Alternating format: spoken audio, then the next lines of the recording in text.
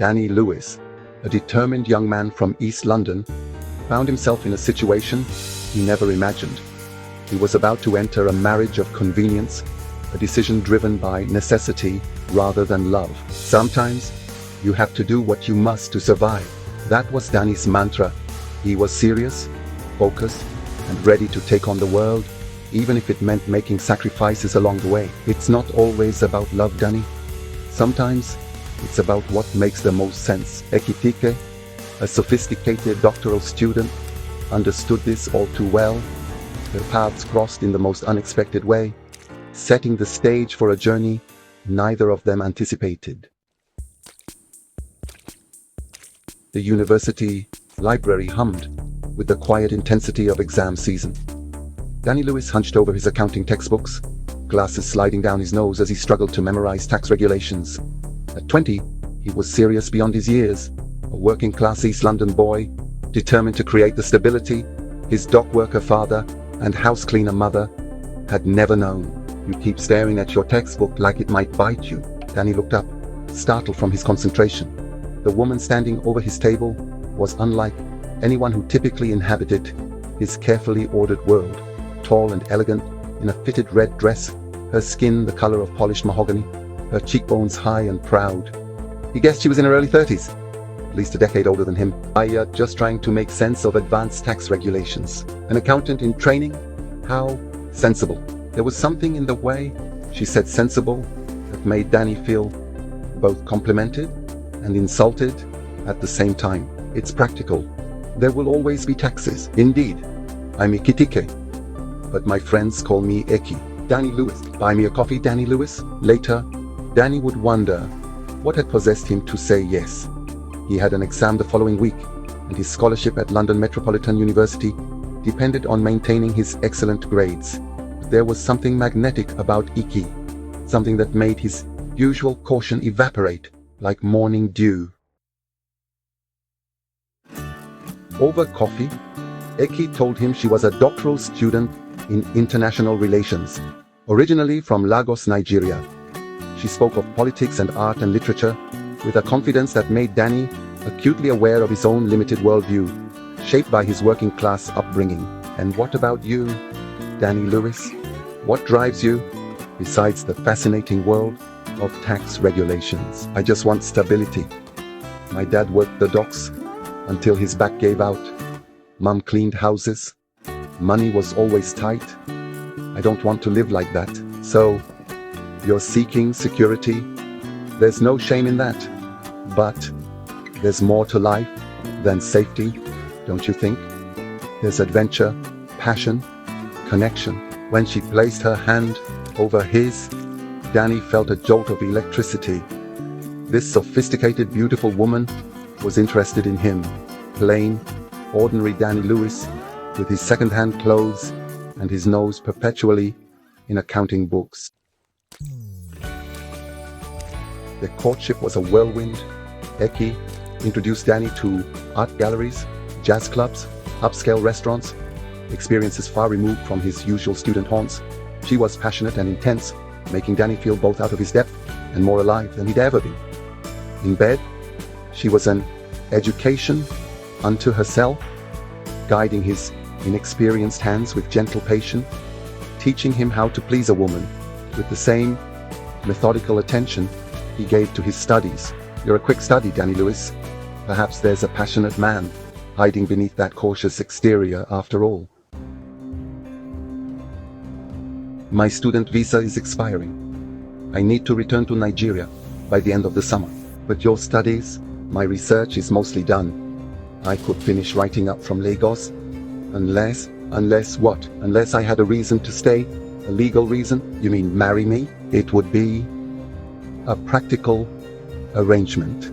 You could finish your studies, I could complete my doctorate, and we could continue this.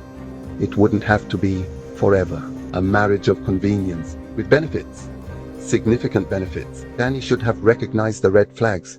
He should have seen that Eki's interest in him had an ulterior motive from the start.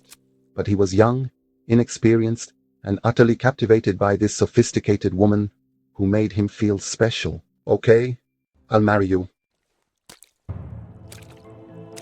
The civil ceremony was small.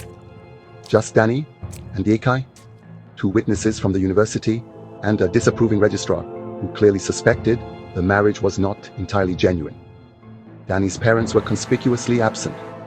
His mother had wept when he told her of his plans. "You're making a mistake, Daniel.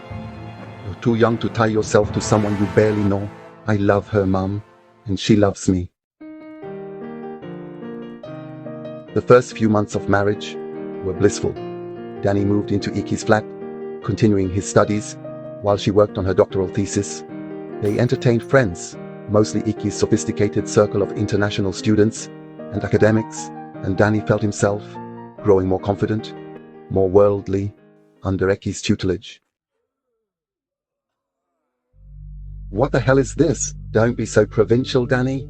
Ours is a marriage of convenience, remember? I never promised exclusivity. You never mentioned sleeping with other people either. I thought what we had was real." "Oh, Danny, of course it's real. But I'm not built for monogamy. I never have been. I thought you understood that." Despite the betrayal, Danny couldn't bring himself to leave. His pride was wounded, but his heart was still tied to Eki. And so, they established new rules for their marriage. Eki could see other people, but she would be discreet. Danny, wounded but unwilling to lose her, reluctantly agreed. "You're being ridiculous. She's just a friend. You're the one sleeping with half of London. That's different. My liaisons mean nothing. They're just physical. But you form emotional connections. That's far more threatening." The hypocrisy was staggering. But Danny, now deeply entangled in the toxic relationship, accepted her twisted logic. He graduated with first-class honors and secured a position at a mid-sized accounting firm in the city. Eki completed her doctorate and began working for an international NGO focused on West African development. On the surface, they were a successful couple, but behind closed doors, their marriage was a battleground of jealousy, manipulation, and emotional abuse. Eki's behavior grew increasingly erratic, one day declaring her undying love for Danny, the next treating him with cold disdain.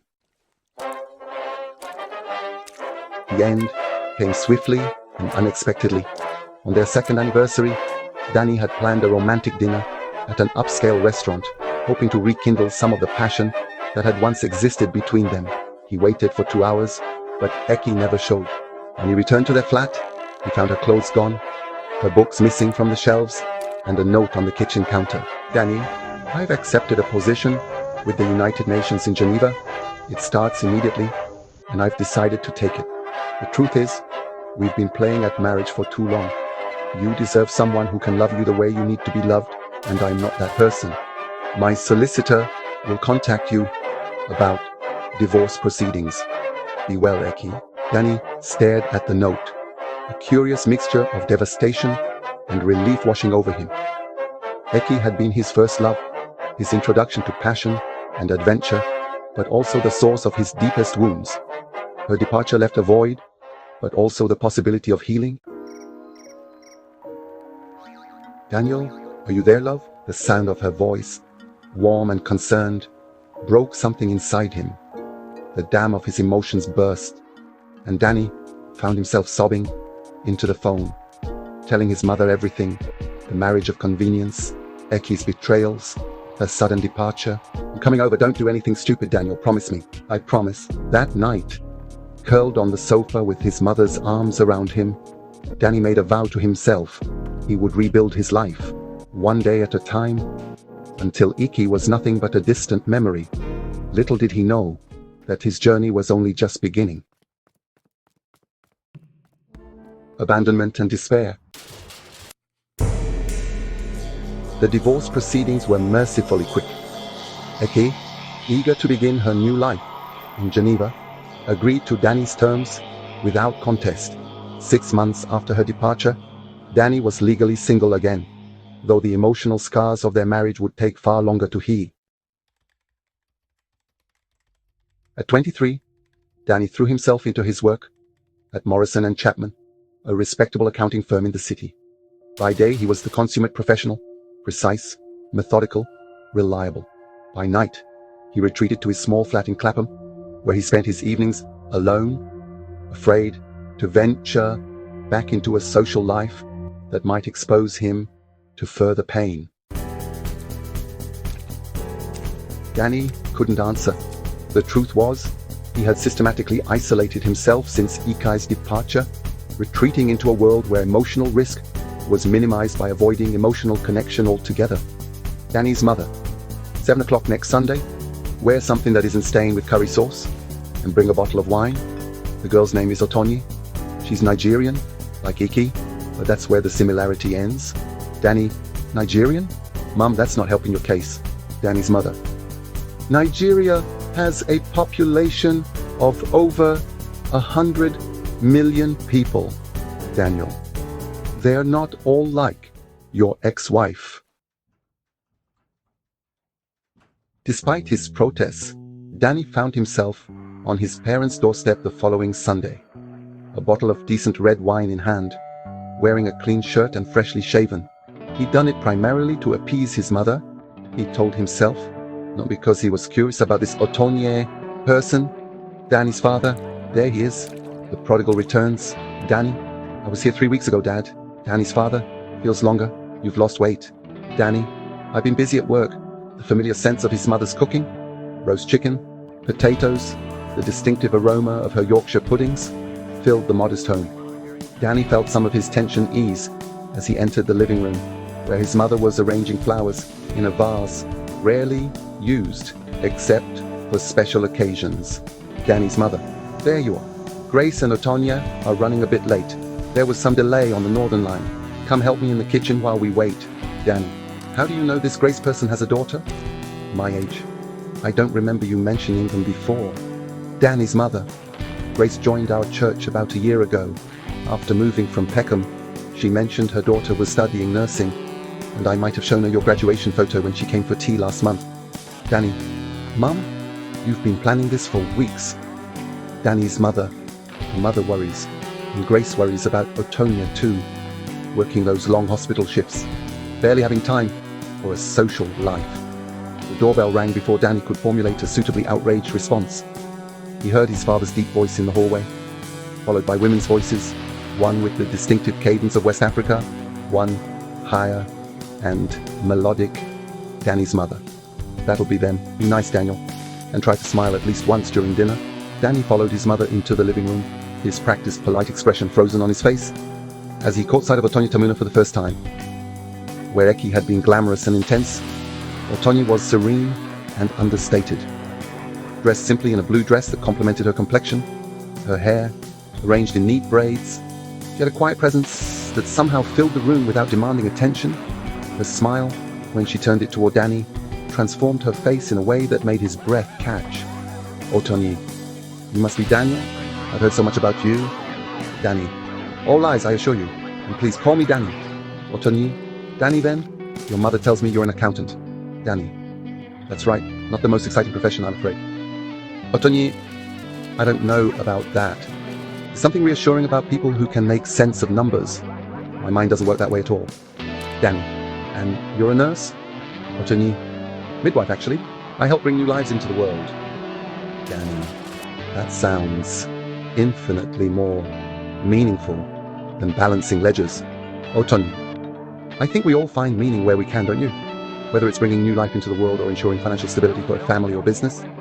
It's all part of the grand tapestry. The conversation flowed easily after that. Otonyi spoke of her work, her family back in Nigeria, her love of classical music. Danny found himself sharing more than he'd intended. His childhood dreams, his passion for jazz, even glancing references to his failed marriage. Danny: I'm sorry, I don't mean to go on about my ex-wife. Otonyi: we all have pasts, Danny. They shape us, but they don't define us. Otonyi: your mother's Yorkshire puddings are extraordinary. I've tried making them 3 times, with disastrous results each time. Danny's mother: family secret, though I might be persuaded to share it if you visit again. The subtle matchmaking might have annoyed Danny earlier, but now he found himself hoping Otonya would accept the implied invitation. Chivalry isn't dead after all, probably on life support, but making a valiant effort I've enjoyed tonight. It was nice meeting you, Danny. Likewise. Perhaps we could do it again sometime, without the parental supervision. I'd like that very much. Your mother has my number. Apparently she's been planning this for weeks. I'll call you then. I look forward to it. Danny stood in the gentle rain for a moment, watching her disappear down the stairs. A strange feeling was growing in his chest. Not the desperate infatuation he'd felt with Eki, but something quieter, more grounded. Interest, curiosity, maybe even the first faint stirring of hope. As he made his way back to his parents' house, Danny found himself smiling at nothing in particular. His mother, watching him from the window as he approached, felt her own heart lighten at the sight. The shadow of Iki's abandonment hadn't disappeared. Such wounds didn't heal overnight, but perhaps it had begun to recede, making space for new possibilities, new connections. For the first time in 6 months, Danny Lewis fell asleep without the weight of rejection pressing down on his chest like a stone. Instead, he drifted off, thinking of intelligent eyes, a gentle voice, and the promise of coffee sometime next week. I still can't believe you agreed to meet me in a jazz club. Most people run screaming when I mention my music preferences. I'll admit, I knew more about classical music before tonight. But there's something mathematical about jazz, isn't there? The structure beneath the improvisation. I can see why it appeals to an accountant. Are you calling me predictable? Consistent, perhaps? Which can be a very attractive quality. The small acknowledgement of attraction hung in the air between them, neither pushing it away nor drawing unnecessary attention to it. This had been the nature of their evolving relationship, honest but unhurried, each step forward taken with mutual consent and clear vision. Their coffee date had led to dinner at a small Ethiopian restaurant, which had led to a Sunday afternoon at the Tate Modern, which had led to tonight at Ronnie Scott's Jazz Club in Soho. Each encounter revealed new layers of compatibility, new reasons to look forward to the next meeting. Tell me about your hospital. Last time you mentioned a difficult delivery. The mother was only 17, homeless, with no prenatal care. The baby was breech and distressed. We nearly lost them both, but you didn't. No, we didn't. Both recovering well now. We've connected a mother with social services, found her temporary housing. That's the part of midwifery they don't emphasize in training. How often you become an advocate for women in impossible situations. You genuinely care about each patient, don't you? That must be exhausting sometimes. But it's also what gives the work meaning. What about you? Do you ever feel connected to the people behind the numbers you manage? Not enough? I'm good at what I do, identifying efficiencies, minimizing tax burdens, balancing books. But sometimes I wonder if I'm making any real difference. You provide security? That's no small thing. It's not bringing new life into the world. We can't all be midwives. The world needs accountants too. Perhaps the question isn't whether your profession makes a difference, but how you practice it. As they left the club, the spring evening was unexpectedly mild, the streets of Soho still bustling with nightlife. Danny found himself reluctant to end their time together, a feeling Otonia seemed to share as they walked slowly toward the tube station. It's a beautiful night. Almost seems a shame to go underground. We could walk for a bit. The South Bank isn't far, and it's lovely this time of night. The Thames gleamed under the city lights as they strolled along the riverside walkway, their conversation moving effortlessly between serious topics and lighter observations. When they paused to watch a street performer creating elaborate soap bubbles that captured the colored lights from nearby restaurants, Otonia's delighted laugh seemed to dissolve something hard and defensive in Danny's chest. You have a beautiful laugh, and you should smile more often. It transforms your face. They stood facing each other, moments suspended between them, like one of the iridescent bubbles floating on the night air. Danny felt himself leaning forward, drawn by a pull as natural as gravity, and Otonia met him halfway. Their first kiss was gentle, tentative, nothing like the passionate encounters he'd had with Iki. But as Otonia's hand came up to rest against his cheek, Danny felt something he hadn't experienced in years. Peace. I think I'm falling in love with you. I think I'm already there. For 6 glorious months. Danny believed he had found the happiness that had eluded him. Tonya was everything Eki hadn't been. Consistent, honest, kind. With her, Danny began to rediscover parts of himself he thought had been lost in the wreckage of his marriage. He laughed more, worried less, and for the first time in years, began to look toward the future with hope rather than dread. They established a rhythm that accommodated both their demanding careers: dinner at his flat on Tuesdays when Otoni finished her early shift, weekend mornings at the farmer's market near her small apartment in Brixton, quiet evenings of parallel activities where Danny might work on a client's tax strategy while Otoni studied for her advanced midwifery certification.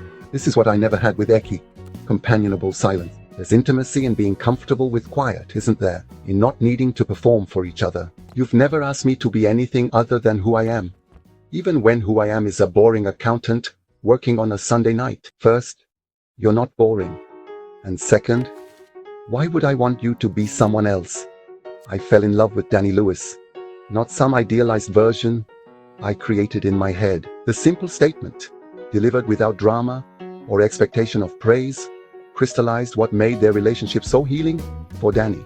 After Eki's constant push for him to be more exciting, more sophisticated, more worthy of her attention, Tony's acceptance of his fundamental self was like cool water on a burn. I still can't believe you agreed to meet me in a jazz club. Most people run screaming when I mention my music preferences. I'll admit, I knew more about classical music before tonight. But there's something mathematical about jazz, isn't there? The structure beneath the improvisation. I can see why it appeals to an accountant. Are you calling me predictable? Consistent, perhaps, which can be a very attractive quality. The small acknowledgement of attraction hung in the air between them, neither pushing it away nor drawing unnecessary attention to it. This had been the nature of their evolving relationship, honest but unhurried, each step forward taken with mutual consent and clear vision. The coffee date had led to dinner at a small Ethiopian restaurant, which had led to a Sunday afternoon at the Tate Modern, which had led to tonight at Ronnie Scott's Jazz Club in Soho. Each encounter revealed new layers of compatibility, new reasons to look forward to the next meeting. Tell me about your hospital. Last time you mentioned a difficult delivery. The mother was only 17, homeless, with no prenatal care. The baby was breech and distressed. We nearly lost them both, but you didn't. No, we didn't. Both recovering well now. We've connected a mother with social services, found her temporary housing. That's the part of midwifery they don't emphasize in training.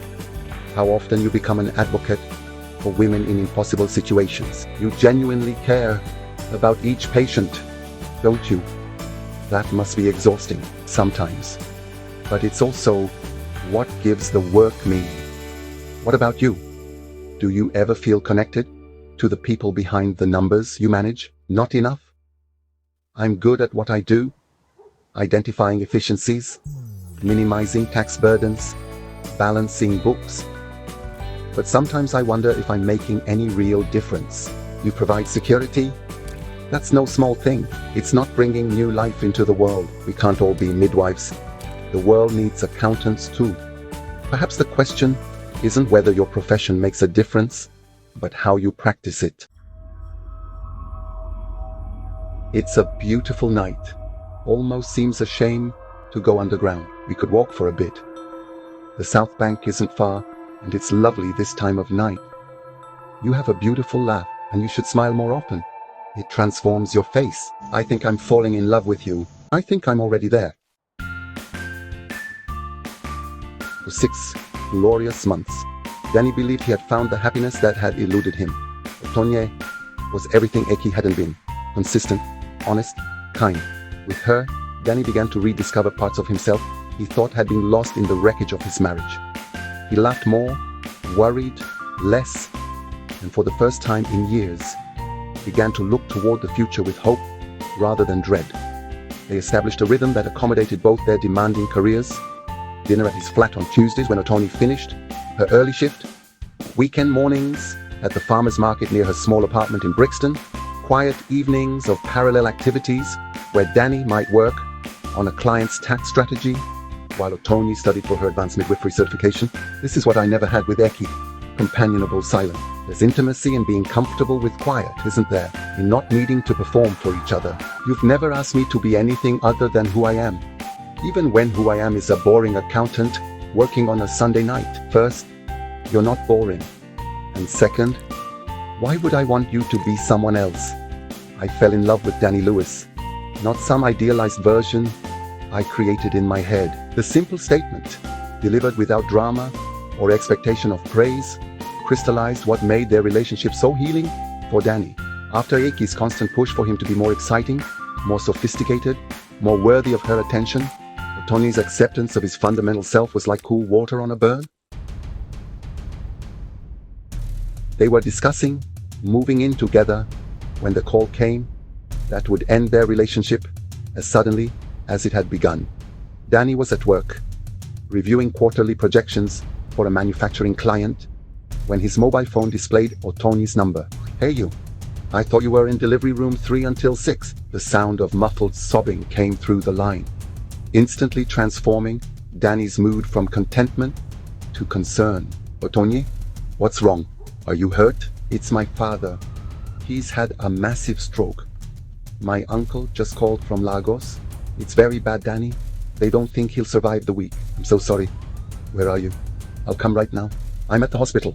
They've given me compassionate leave. I need to go home, Danny. To Nigeria. As soon as possible." "Of course, let me help you make arrangements. I can drive you to Heathrow." In the whirlwind hours that followed, Danny supported Otonie as she secured an emergency flight to Lagos, packed essentials, and contacted colleagues to cover her shifts. It wasn't until they were sitting in his car outside her apartment, her suitcase in the boot, that the full implications began to sink in. "How long will you be gone?" "I don't know, Danny. If he survives, and that's still uncertain, his recovery could take months. There's no one else to care for him. My mother is dead. My siblings scattered across the globe. I could come with you. I could find work in Lagos. We could be together. You have a life here, Danny. A career, friends, family. I can't ask you to give that up for an uncertain future in a country you don't know. But I love you, and I love you. But sometimes love isn't enough to overcome the practicalities of life." They spent their last night together in Danny's flat, making love with a desperation born of impending separation. In the morning, Danny drove Otonie to Heathrow, holding her hand as they walked to the security checkpoint. "This isn't goodbye. Once my father is stable, I'll come back. We'll find a way." But they both knew it was a promise she might not be able to keep. Nigeria was thousands of miles away, and life had a way of creating new paths, new connections, new obligations. Danny watched her disappear beyond the security gate, feeling as though a vital organ had been torn from his body.